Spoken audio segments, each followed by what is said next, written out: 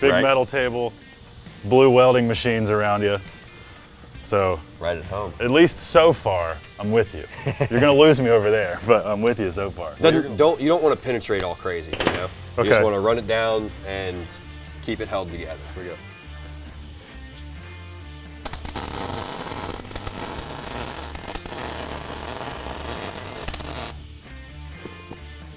Billet is welded up.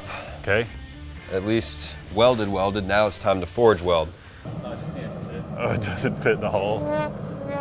See? Those welds, man. Oh, shit. That's what's keeping it from fitting? I'm just gonna flatten them, yeah.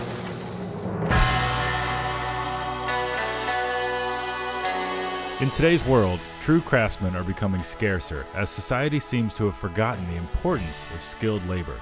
I'm determined to prove that the trades are in fact alive and well by finding the next generation of artisans, craftsmen, and trade workers that are doing their part to keep the phrase American made in this country's vocabulary. I'm Tay Whiteside, and this is Behind the Craft.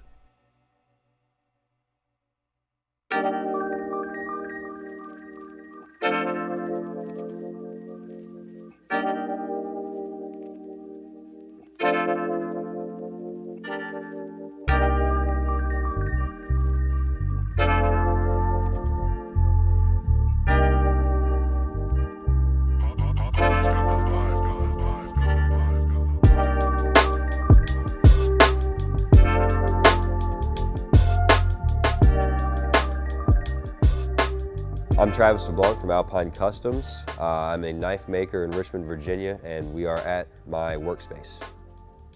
Originally from South Hill, Virginia.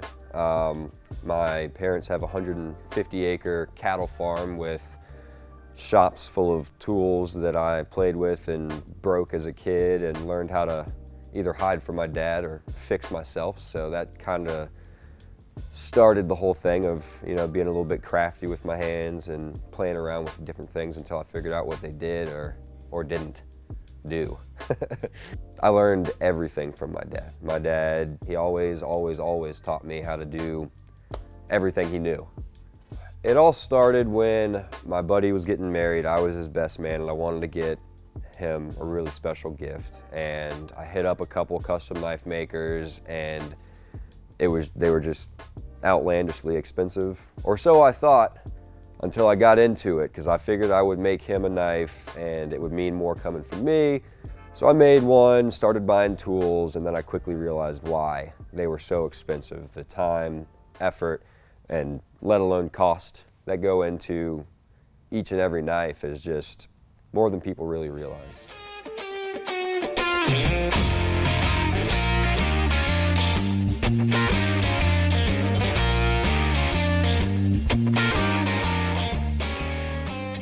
So what was that first, oh, I can do this, right? Like, what was that first try? How'd that go? I thought at the time it went pretty well. Looking back now, it was ugly. It was, I had no technique. I didn't know what I was doing. The heat treat well, the knife hasn't failed actually, so I shouldn't trash the heat treat. But it's just a big, bulky, you know, something you would expect to be somebody's first knife. I got and have remained addicted. I make the joke that I work really hard so I can make more money, so I can buy more tools, so I can work really hard. And it's just a vicious cycle. Oh, I started with handles, then I made handles and knives, then I made handles, knives, and sheaths. And it's just one thing after the next, and it's like, kind of need to relax and just specialize in 2 or 3 little things. It's usually you're either a scale maker or you're a knife maker. And knife makers usually just really rely on scale makers, and I feel like that's one of the things that set my stuff apart. I make everything.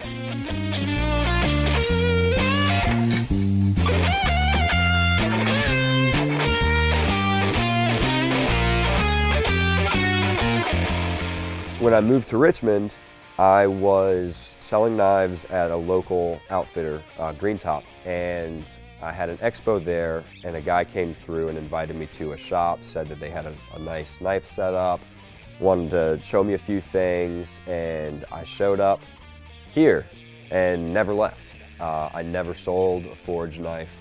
until I moved here. And I've only been forging for probably the last 6 or 8 months. I had been doing stock removal up until that point, and still do, but my passion is forging, and it's more fun for me.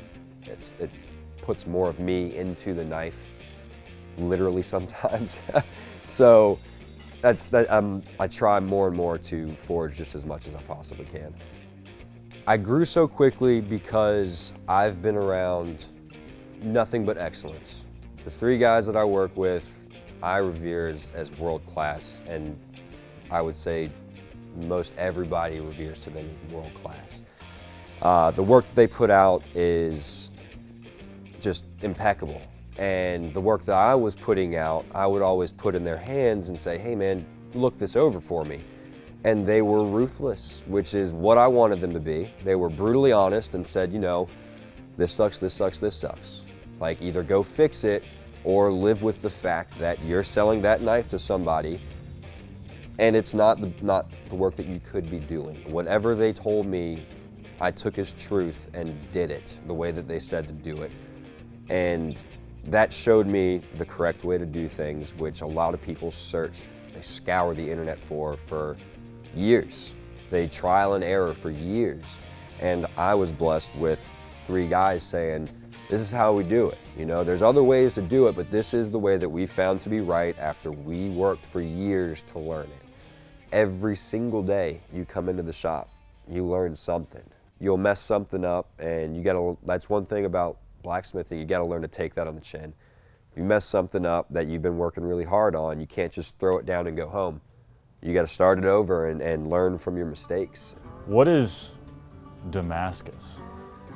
So Damascus is layering 2 types of steel or several types of steel, one on top of another. Today we're gonna use 1084 and 15N20. Both are carbon steels, but one has a higher nickel content. So once you smash it all together, draw it out, make your knife, you'll have layers of steel. And when you put it into an acid, the acid will eat away at the steel with the less nickel, and the one with the nickel will remain silver, and you'll get a really nice contrast black and silver pattern, depending on how you stack it and how you manipulate the steel. What's the point of Damascus steel? It looks awesome. It is just as functional as any other knife because they're nice, hardenable carbon steels. But the selling point is the aesthetic appeal that comes with having patterns that you either intentionally or unintentionally put into the blade. Being in a worker space like this where everyone is working with their hands, everyone is doing something different than everybody else, really encourages you to keep pushing it, keep your imagination flowing, keep trying new things and trying to come up with something to, set you apart, and at the same time encourage the other people that you work with to do the same. Nothing you make is exactly standalone by itself. I feel like Damascus gets kind of close to that because you have some control over what the steel does, but there's every once in a while you'll just hit something a certain way and it'll manipulate the steel to make this really cool pattern, and there's no knife with, it's like a fingerprint, man. There's no knife with the exact same pattern as the knife that you get when you buy a Damascus knife. None. It's a good line. Let's get hot. Let's get hot. Well, you're gonna laugh at my weld here in a second, so there'll be that. You want me to? You want to weld it? Yeah. Can I? Absolutely. Because you're gonna outclass me later. I might as well at least partially You need prove to do my something worth. right now. God, do you ever use this thing? It's bright. I got it for my birthday. Look how shiny that mask is. I got it for my birthday, man. So we want to put a weld down the corner here. Down this corner, and right down the middle. Down the center. Okay. Yep. On both sides. So it's gonna be 6 welds total. Okay, I can do that.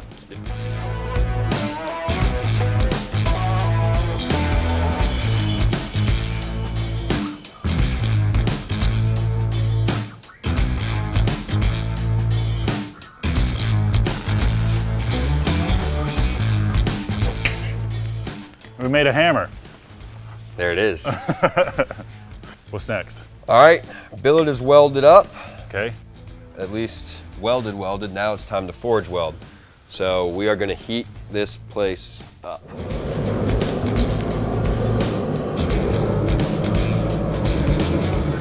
Oh, it doesn't fit in the hole. See, those welds, man. Oh, shit. That's what's keeping it from I'm just gonna fitting? flatten them, Yeah.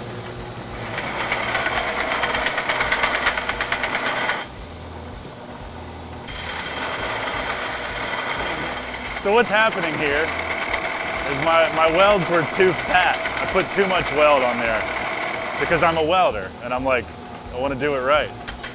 Because of that, it won't fit in the forge.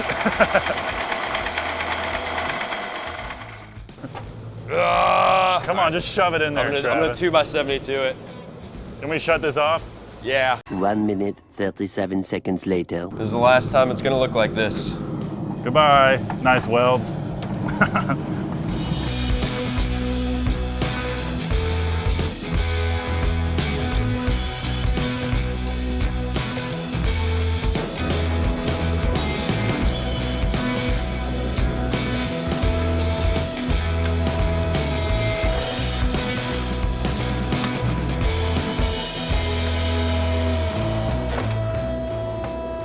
Yeah. That press has some power. 30 tons of it. 30 tons. Nice. Hot. That's hot. Yeah, is it hot? Forms it on the sides. Watch yourself. Yeah, okay. Ah, right. So you get that, and a D-lam will be a black line down this. I see, okay. So see how these lines are all good and orange and yellow? Right, yeah. They're good welds. So is it one piece of metal yet? Yeah. It's been welded. This is one, yeah. Okay.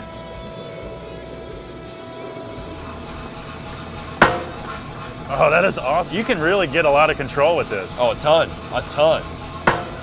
That is so cool. Yep. Let's go.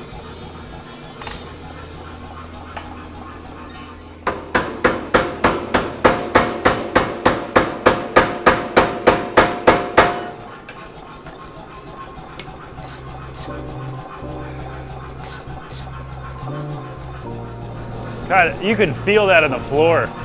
That is awesome. You can't buy it, in my mind, unless you understand the story, Right. the feeling, the effort, like. Sure. That's why I, at least, would buy something like this, because I know my boy Travis made it. Right. And he poured his heart and soul into it. That's right. And he probably bled on it and sweat on it. Over and over. And he looked at it for hours and hours and made it with intention. Like, Yeah. I love that. Yep. It's. And so I imagine that's why you do it. Yeah. I would love to do this every day of my life for a living. This is the dream. I'd love to go back home and I love my hometown. My family's there. I would love to just go back there and this be my way of life. I almost don't want to ask it, but I'd be kicking myself if I didn't. Can I try? I would be upset if you didn't ask. The glove. Okay, so this is for somebody. I don't want to mess it up. How easy is it to mess this up?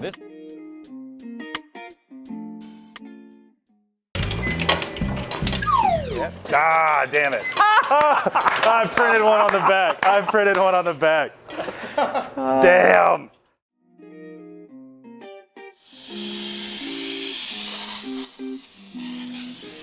Yoink. I'm glad you took it to make it happen. So. This is for somebody, but there are at least 2 more stacks that are to be done and then hand forging. So this is like the step where you could mess up the least and also the hardest one to mess up. Let's do it.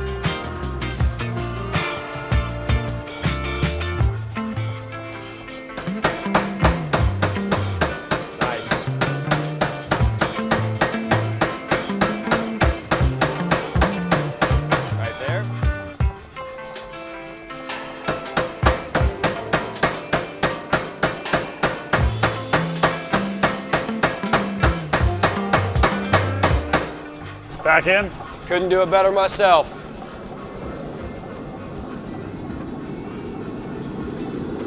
There you go. I was scraping the shit off the top. Yeah. Hell yeah, man, that's fun. You want one now? Yep.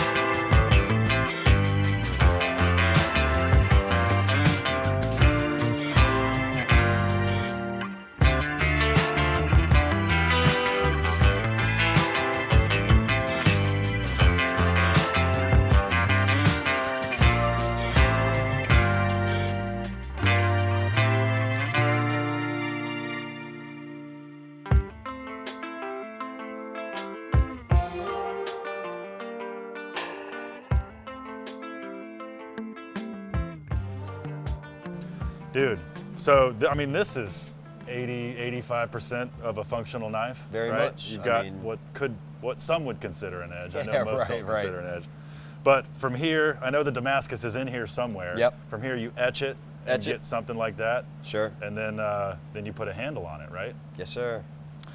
Well, I would love to stay for all of that, but I've got dogs at home I got to get back to.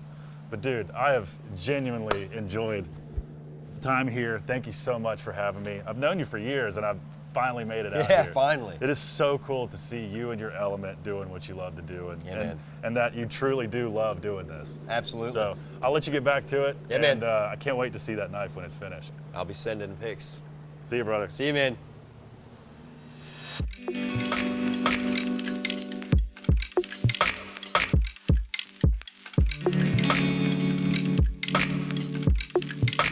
When I make a knife, it's not just a knife, you know, it is something that person is going to cherish forever and will hopefully cherish forever and, you know, give to their kid.